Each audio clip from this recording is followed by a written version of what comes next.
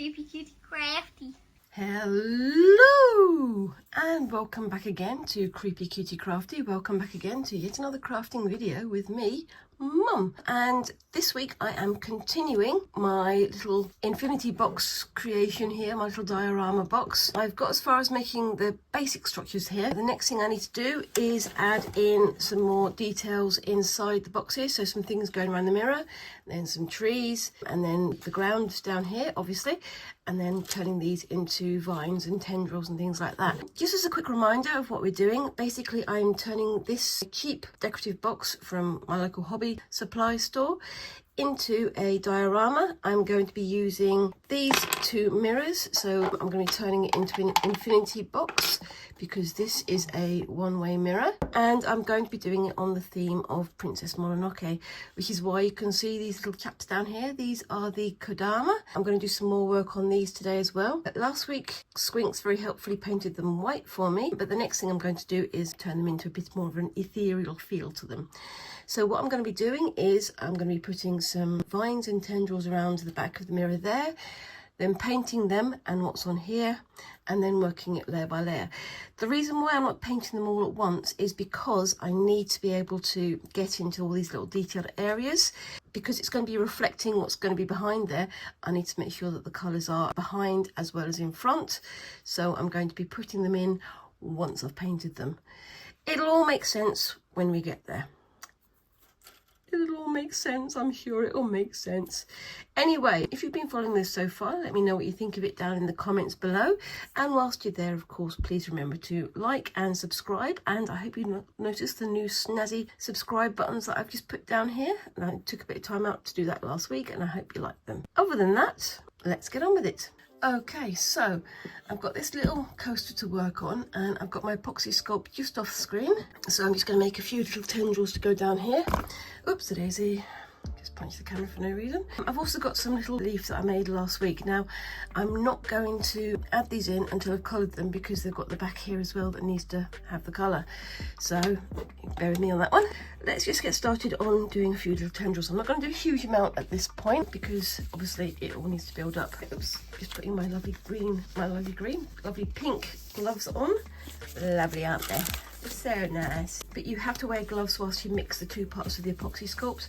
After they're mixed, you can then use your bare hands because it's nice and safe after that bit. But one of the things I realised that I hadn't added into the scene after I finished filming last week was Princess Mononoke's mask, which I think I might do a little mask at some point and add that into the scene as well. That's probably going to be later on though. So I'm just moving this onto the back for a little bit, and I've got my Apoxie Sculpt part A and my Apoxie Sculpt part B. Now you'll notice I've got these spoons on the top. These spoons will never swap pots because if I use this spoon that's covered in stuff from the A pot in the B pot, it's going to make this set and vice versa. So I'm going to try and keep them nice and separate, and I don't need a huge amount because, as I say, I'm only doing a few little tendrils here and there. Doesn't it look lovely? It doesn't, does it? Right, so let's just get this out of here. Like I said last week, the one thing to remember is also that however much Apoxie Sculpt you get out, you're going to be using double that amount. So that's more than enough of that part because I'm going to be using twice as much because then I have to have an equal amount of the other compound. I hope that all makes sense. If you've ever used Apoxie Sculpt, you'll know what I'm talking about. If you've used Apoxie Sculpt, please let me know in the comments down below. What have you had a go at making? Let's get another equal part of this one. And now you have to mix these two parts together, and you have to mix them until the colour is even all the way through. So this is dark, this is light, you can see the difference. It goes kind of marbled, and we have our little mixy montage. You can see there, that's what I mean by marbling. You need it to be nice and even, so it still needs a bit more mixing. That's pretty much done. One more mixy I think. Yeah, you've normally got only about an hour before this stuff starts to set. So it's a good idea to have a plan of what you're going to do beforehand. So that's nice and even. So the glove can now come off.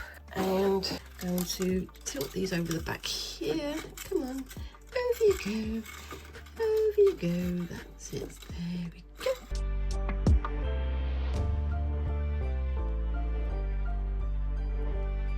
Try not to cover up any of the lights, of course, because They're kind of important for the operation of this thing.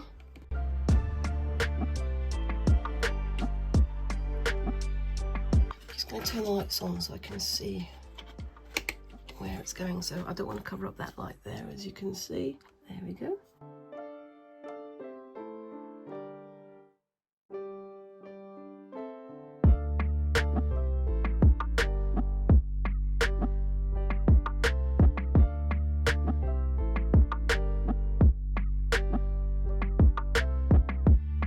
Okay, so we're on to the next bit now. Whilst that continues to dry, I'm going to make a tree branch, sort of tree trunks to go on this side and this side, and I'm also going to make a couple of other little bits and pieces, including Princess Mononoke's mask, and I'm also going to make some leaves. Now, the reason I'm going to do that separately is because I want them to get dry so that when I put them actually into the scene, they don't get bent and pushed out of shape. We'll see how that turns out. I've not really done anything like this before, so we shall see how it turns out again.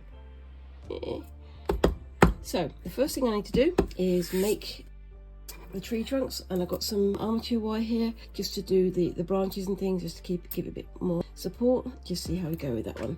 I'm going to make the mask first though. First things first, on with the gloves, and again, time for the mixy.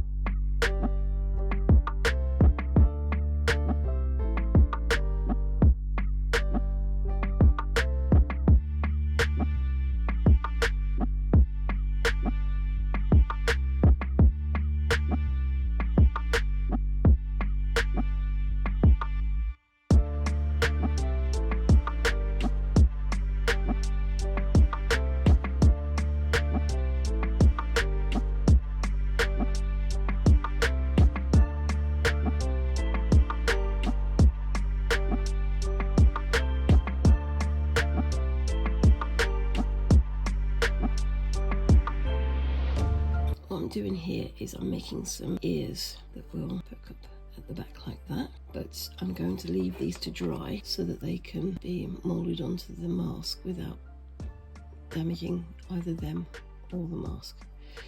So I'm going to leave that one on there to dry and do another one on the other side, and then I'll do the fleece, the wolf skin, afterwards. Now with the rest of this, I'm going to, I don't know, should I do the leaves or I'll do the leaves first, I think, and then do branches and things.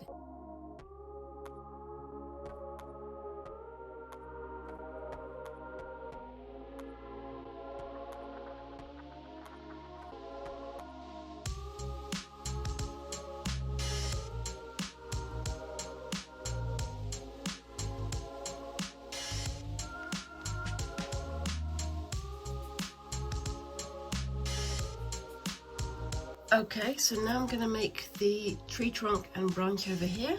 Here we go.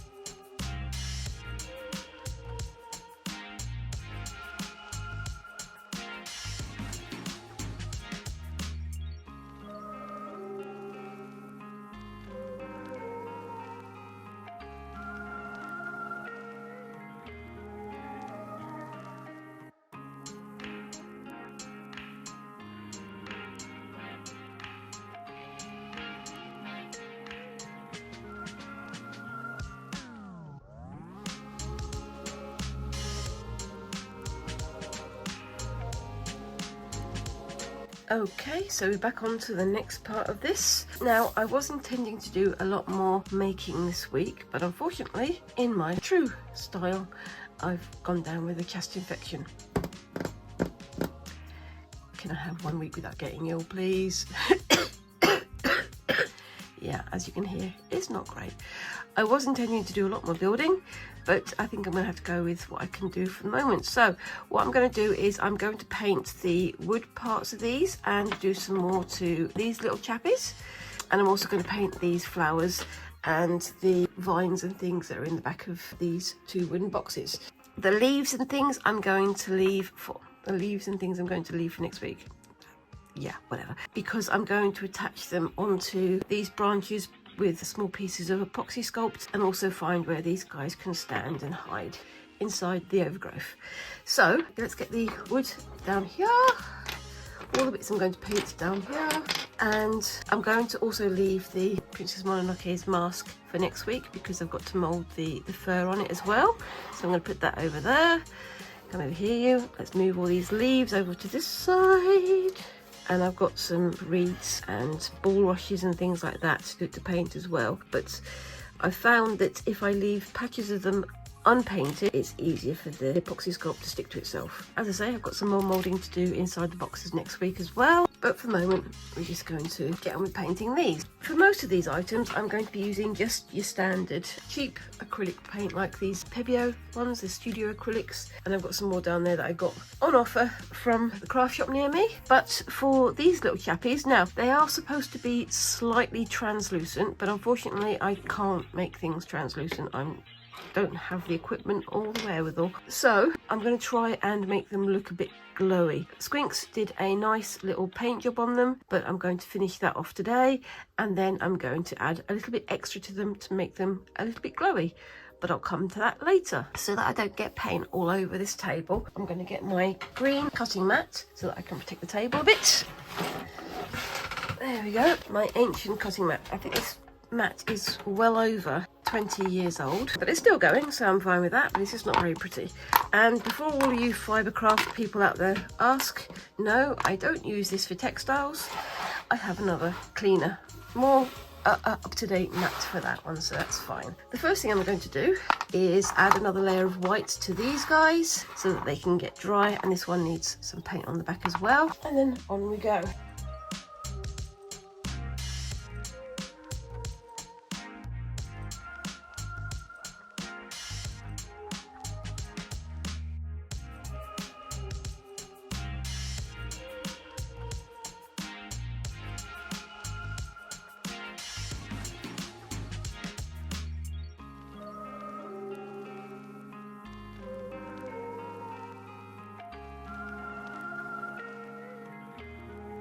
I'm aware that I'm getting quite a bit of paint on the mirror there. That's fine, I can wipe that off with a tissue later. But I'm trying to get it underneath so that you don't have the reflection. See, down here you've got the reflection of the Apoxie Sculpt. I need to make sure that it's covered all the way underneath as much as possible. That way you won't get the reflections.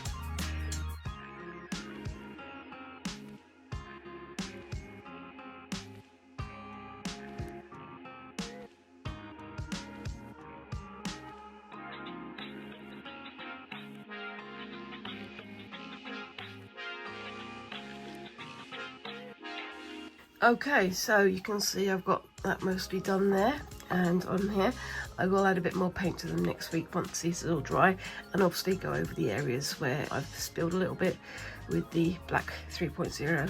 Afterwards, the next thing I have to do is something that I've never done before, so this is going to be quite exciting. And as I said earlier, I need to make, oopsie-daisy, these little fellas glow a little bit. They're dry now, so that's absolutely fine. And to do that, I have purchased a couple of things from Culture Hustle. The first thing I've got is the Super Base. Basically, you can use this with powders and potions to make acrylic paint. And I'm going to be using this with this stuff.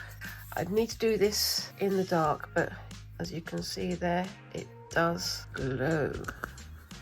You can't see that, can you? Now, this is a powder, and they say be very, very careful with this. So I'm going to have to be super duper careful not to breathe it in and things. So what I'm going to do is put that there, give myself my tiny teaspoon. I'm going to use the handle of the teaspoon to spill this out.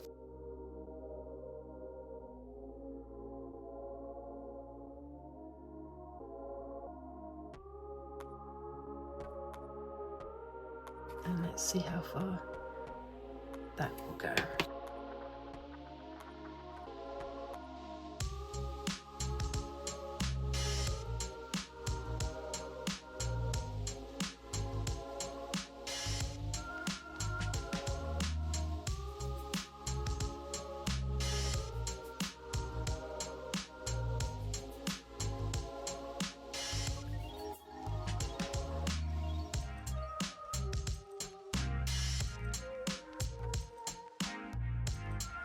Okay, so as that little fella down there is all ready to go, I'm just gonna bring some of the bits and pieces I've put together here. I like the way these leaves have turned out. Tell me what you think of those.